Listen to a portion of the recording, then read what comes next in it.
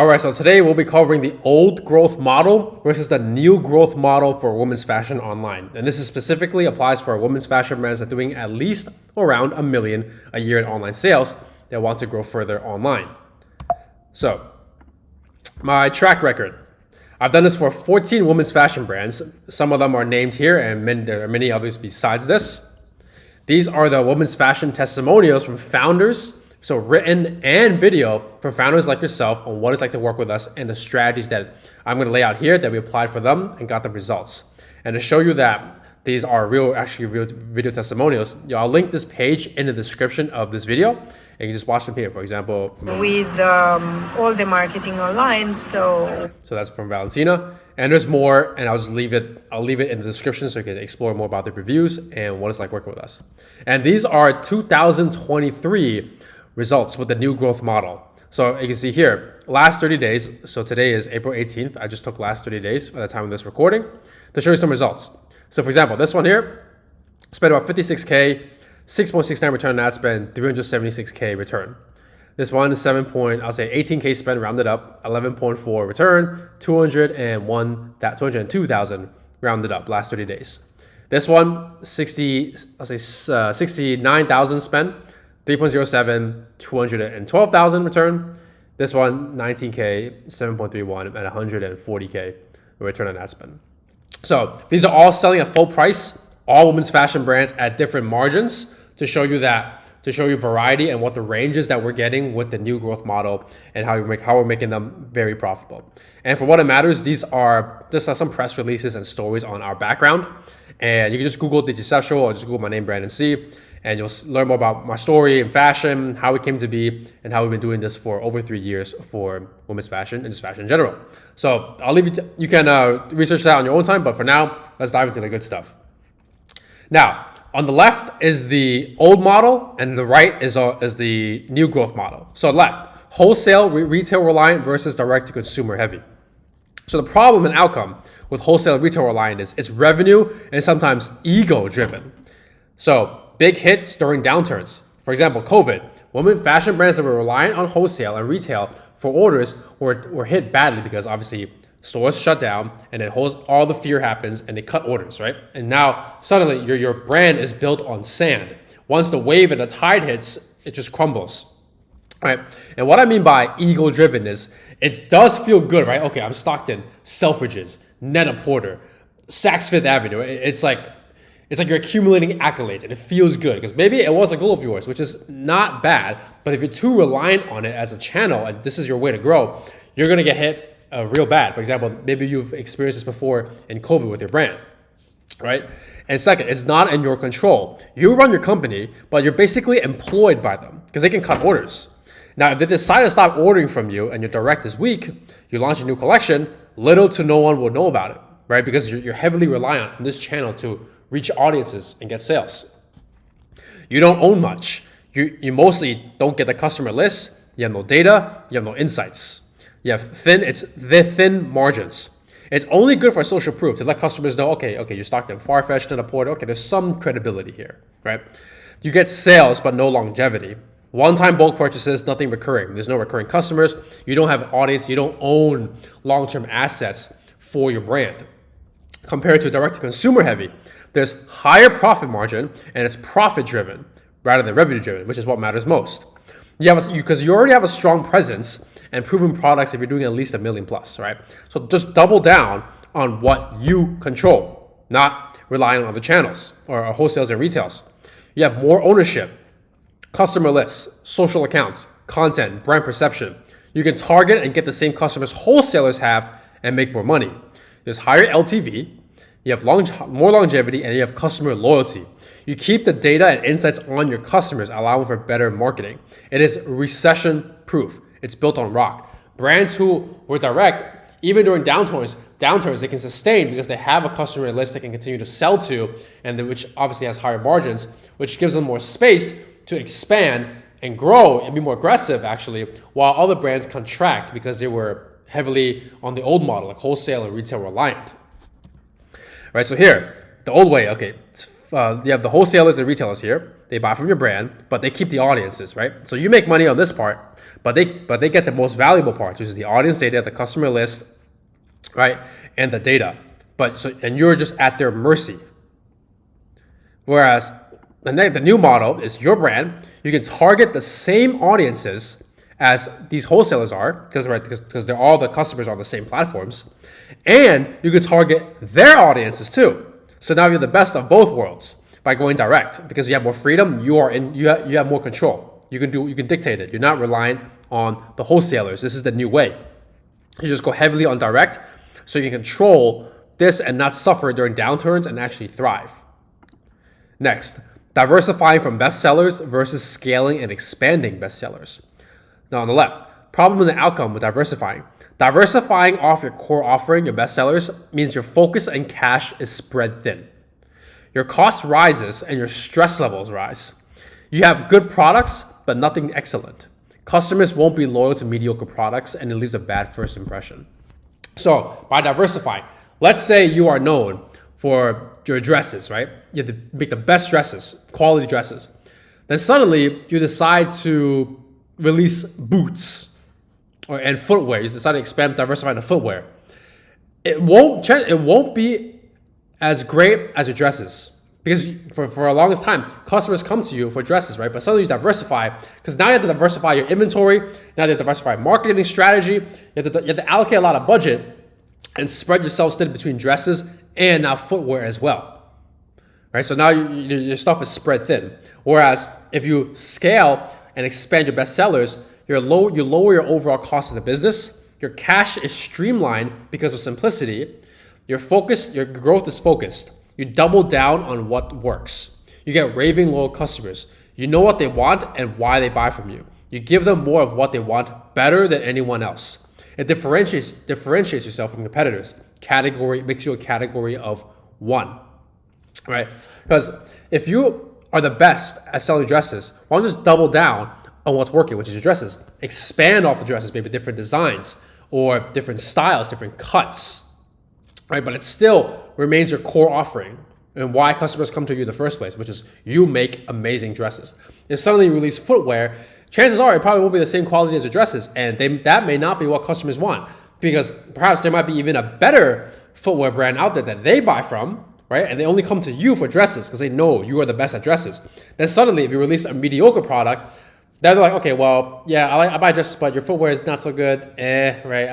It's waste, return, whatever. Let me just buy from this guy. Right, because remember, they're not just shopping from you. Maybe they get their footwear somewhere else. Maybe they get their swimwear somewhere else. But if you're the best at dresses, they will always come to you and stay loyal to you. And then it lowers your cost, because now, instead of spreading your inventory and diversifying, you're holding less inventory, which requires less space, so less overhead and back-end costs. Your marketing is more streamlined, because now you focus on advertising and double down on your best sellers and what you're known for, instead of spreading your marketing budget thin and trying to force products that may not be selling as well compared to your best sellers for customers to buy, right? And basically burn marketing dollars. So it has a trickling effect for both sides. If you're diversifying, it trickles down negatively, because then your overall costs rise and your focus is spread thin. Whereas if you focus, it trickles down and lowers your cost, right? Because you focus on your best sellers, which means it requires less space, which means you know which inventory to order, which requires less team, because you know, and your marketing is more streamlined, so you don't have to spread out thin. So it's a chain reaction that leads to everywhere. And it goes either way, depending on which model you do. But if you want to grow for profit, which is what I assume you want to do, then this is how the new way, and focusing on expanding your best sellers, is the way to go. Using a basketball example. So I'm sure you know Michael Jordan. Everybody knows at least who Michael Jordan is. Let's pretend for the Bulls, right? The top three players is Michael Jordan, Scottie Pippen, Dennis Rodman, right? Michael Jordan on the left, Scottie Pippen in the middle, Dennis Rodman on the right. The reason why they were champions for over and over and over again, and why Michael Jordan is so famous, is because they score points. These are the star players of the Chicago Bulls. They're probably responsible for 90% of the Bulls' points anyway, especially Michael Jordan, right? Can you name every other teammate of the Chicago Bulls at this time? Probably not, right? Unless you Google it. Most of you just know Michael Jordan. And maybe at the next level, for Scottie Pippen and Dennis Rodman, right? These are the top 3. And for the rest of the team members, you don't really know them, right? You only know the best sellers, right? Which is Michael Jordan, Scottie Pippen, Dennis Rodman in basketball. So the strategy and what they doubled down on was these 3 players. A lot of the strategies, the plays, offense, defense, was centered around these 3 players. Could they have centered it? Could they have done it around other players? Yes, but what's the point? They don't score as much as these 3. If these 3 are the best, double down on the star players. All right, same thing. Now for Louis Vuitton, for example, their Keepall bag, one of the most famous bags to this day. This is probably still the best sellers to this day. Louis Vuitton decides to expand mostly on this, right? You have the Virgil Abloh, rest in peace, his design. You have the Supreme Takashi Murakami, and there's countless other designs of the Keepall bag. If you go to a Louis Vuitton store, most of their designs and new stuff is centered around this bag. Why is that? Because Louis Vuitton knows this is their star product. So why not just double down on our star product, our hero product, right? Do more collaborations on it, promote it more, do more designs frequently on it, because they know they just double down on the core offer and expand off the core offer because it works, right? They don't have to do a crazy 180 and try something else. Although, okay, they can. With the exception is they have big budget, right? But let's focus on the principles here. Like they just even if they have a big budget, they still double down and do fundamentals, right? Which is focusing on the Keepall bag. So if they're doing it, it's a sign as well. Next, scattered marketing versus focus and predictable marketing. Now, the problem with scattered marketing is like heavy influencer marketing, PR, some ads, TikTok reels, etc. Right? Nothing's focused. You're like throwing stuff on the wall and seeing what sticks. You think more different channels is better, that you need to be doing all of this at once. You can't master one, and you're highly stressed out because you're trying this, but none of them is working. Now, a thing about influencer marketing is influencer audience quality is unpredictable. The ROI isn't there anymore, and it just gets more expensive, right? Because you can do it for social proof, and it can give you a little boost in sales. But if we're talking about predictable and just efficient growth, influencer quality is not there because it could be a hit or miss, and the list quality, the audience quality may not be there anymore because customers at this point are pretty numb. Like they understand the game at a certain level of how influencers promote because they know she's probably paid for it, right? And they're like, okay, cool, discount code, whatever. But do you really want those customers? Because let's say they promote your brand. You're not the last brand they promoted, right? You're not the first brand they promoted. So chances are, right? So they probably have promoted other brands before. So is that the kind of audience you want, that they just want to buy because of a discount code or because someone wears it? That's the reason they buy it, but not the product itself, right? That's what you don't want to fall into. Which is why influencer marketing, and they're expensive too. Like your money is better spent elsewhere. And sales and ROI are not predictable, right? Because TikTok reels go up, okay, cool, but will your next one go viral? Probably not, right? Who knows, right? PR, okay, social proof, but does it really help you add to your bottom line? So these are things that like scattered marketing, like, oh, let me try this. Like it doesn't work. Outcome. So for focus and predictable marketing, focus and masters the most efficient and predictable marketing channel, paid ads. You master one before tackling others. You can get to the multi-million-dollar plus levels with just ads. Marketing budget and ROI is predictable and measurable. You're not gambling like influencer marketing or PR or TikTok reels, right? It's highly scalable, right? Because it's predictable. You put $1 in, $6 come out. You just keep doing that all day. Doesn't require huge team or logistics. It just requires a computer and just press some buttons. It's the biggest leverage for your time. It's your cash cow to fund other parts of your business. It's predictable profit. So the biggest leverage is because you're reaching millions and millions of people, right? From a laptop, a computer. That is high leverage. And you spend $1, you get $6 out. That's like a 600% ROI. It's nuts. But that's the highest leverage of your time and is the most predictable. And once you've mastered this channel, when I say cash cow, it's because if you know that you're spending $1, you get $6 back, obviously it's predictable profit.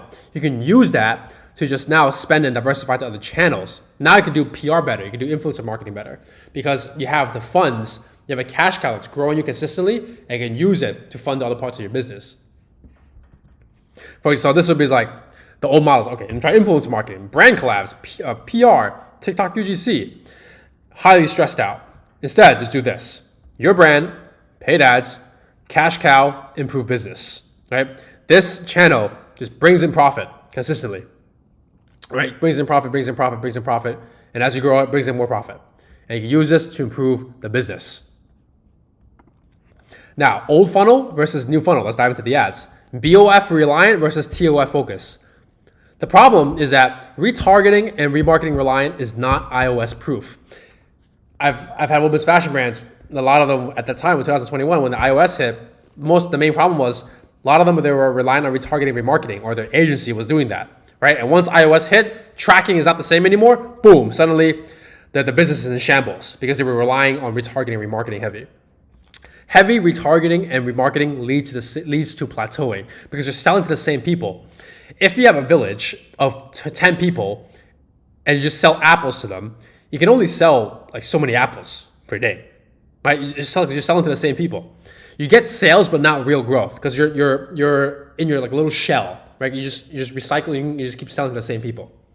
You overlap your budget because you already have customers' emails to remarket to. So it's a waste of budget to focus on remarketing them to ads as well, right? Because you already captured them. They're already part of your brand. Why do you need to focus your budget on remarketing to the same people, right? You have your email marketing doing that for you. It's free, right? You're not paying for that. Same goes for branded search campaigns on Google. Focusing budget on this is a waste. High chance they will buy anyway. Just put a little budget, maybe like $5, right, for branded search. You do not need to double down and focus on this. It looks great for vanity metrics, right? Agencies love to use this to show like, oh, we have crazy high ROAS, but ask them, okay, what do you focus on? Is it bottom funnel retargeting most? Chances are that it is. Heavy retargeting is a crutch. It avoids the real problem. You don't know how to get strangers to buy.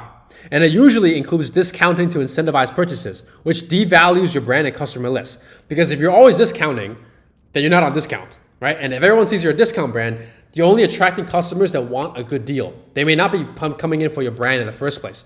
You don't want that kind of relationship. You want a relationship where the customer comes in because they align with your brand, they love your product, and they want to stay because they just love your brand, right? They receive the value from you. It aligns with who they are, their lifestyle identity. Rather than, oh, cool, a great deal, like H&M, I don't know, 50% off, cool. And you don't really care much about H&M or care about them, right? They care about brands. You want customers who are in it for loyalty. The next, new funnel, TOF Focus. It's iOS proof because you can always reach new people to buy. If you master converting cold people to converting strangers to buy, you'll never go hungry again. Real growth and dominance in the market by being cold focused. Because you're not selling to the same people anymore, you're constantly expanding. Like you have a village and you're constantly expanding to new lands.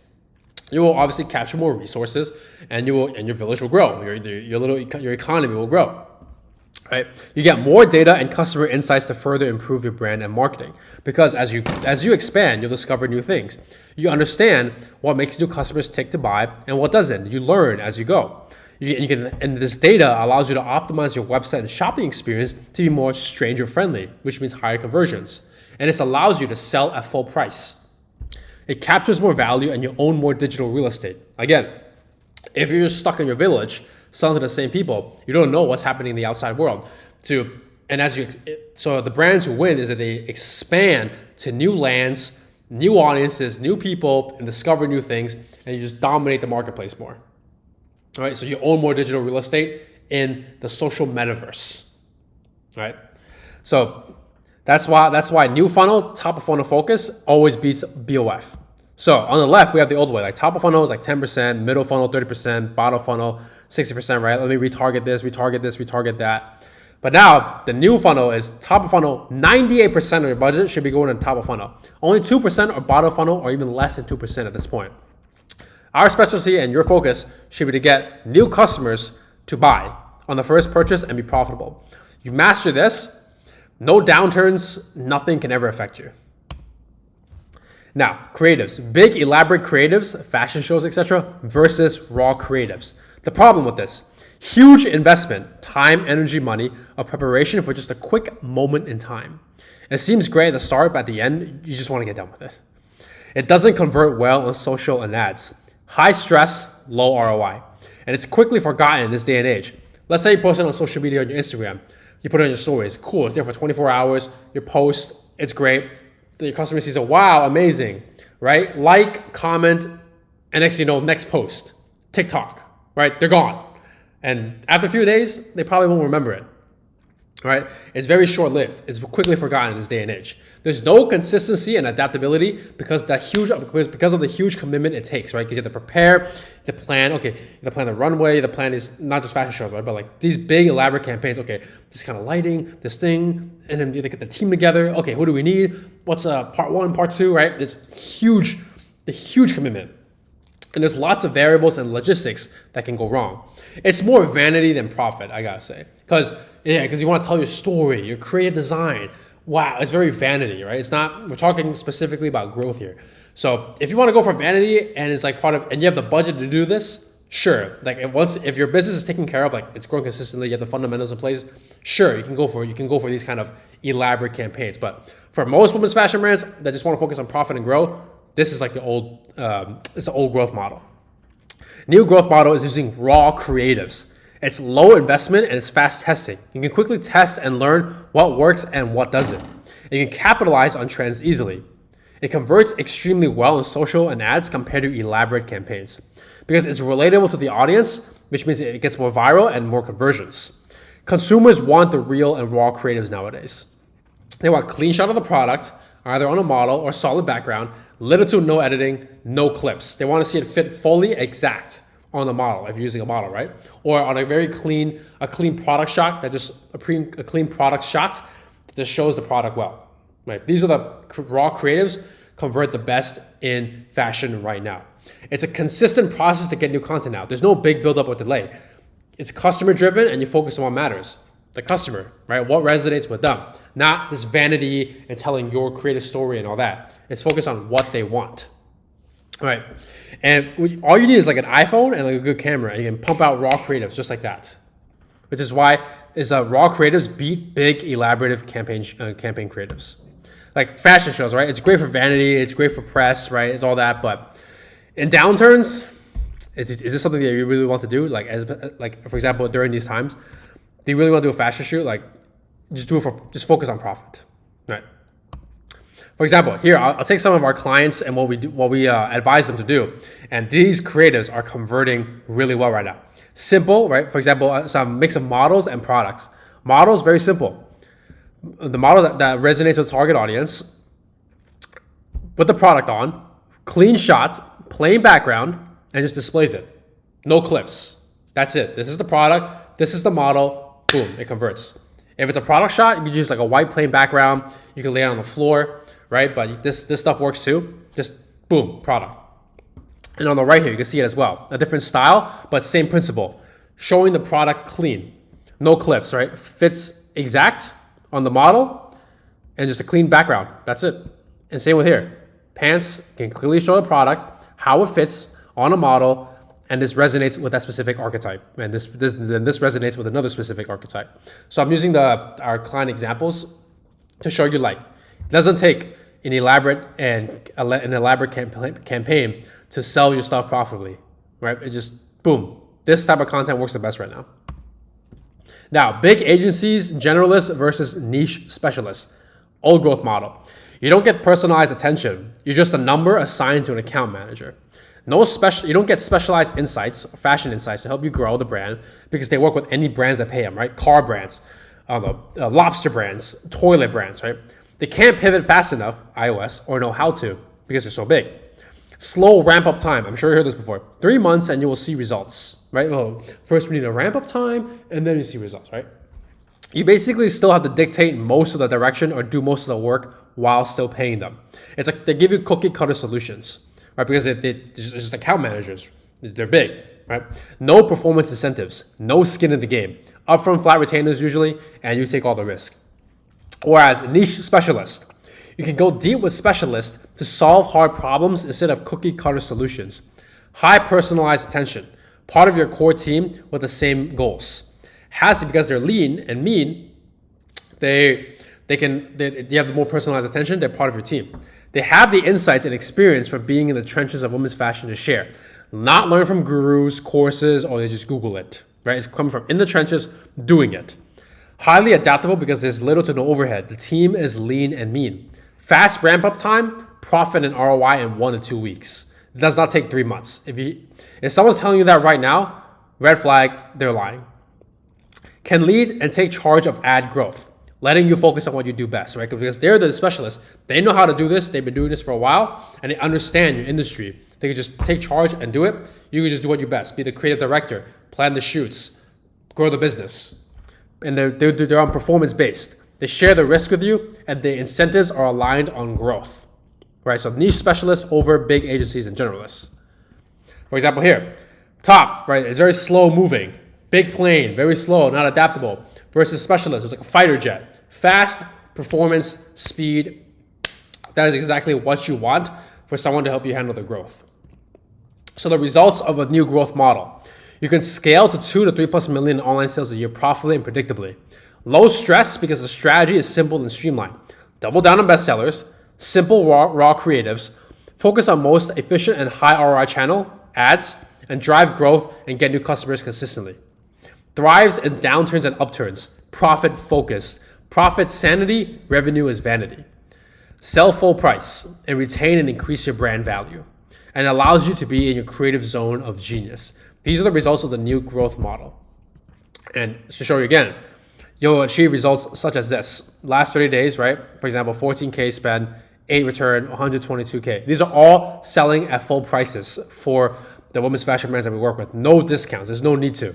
7.7K, 11.4 return, 201K. For example, 47.6K spend, 3.82 return on ad spend, 181K return. 56K spend, 6.69, 376K return. From these are all last 30 days, even today, at the time of this recording this video. So book a call if you are a women's fashion brand that's doing at least $1 million that want us to grow you as your niche specialist to 2 to 3+ million online sales on a performance base. In my description, I can have a link of this Calendly. You can book a time for us to dive deeper into your brand and map out the game plan. And if you want to see other content, I do have plenty of other useful women's fashion content and actionable steps that you can use in our channel to implement for your team. But if you want to just shortcut the process and just work with us directly, just book a call in the video description. And if you enjoy this kind of content, just like, subscribe. I make these content daily just to help you out. And yeah, looking forward. If you want to see the next video, just subscribe. And if you want to book a call, I look forward to speaking to you very soon.